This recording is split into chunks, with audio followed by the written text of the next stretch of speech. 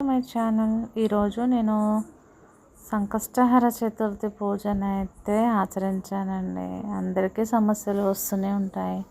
So ఆ సమస్యలను అధిగమించాలంటే మనము ఈ సంకష్టహర చతుర్థి పూజను ఆచరించాలండి. దీనికోసం మనం మన దగ్గర ఉన్న పండ్లు, పూలను, చెరకు గరక వీటిని గణేశుడికి సమర్పించేసుకొని ముడుపు కట్టేసుకోవాలండి.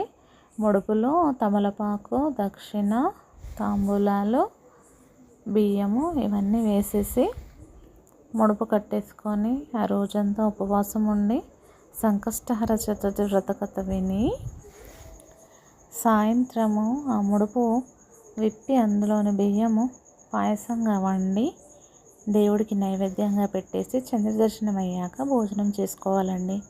అంతే అండి.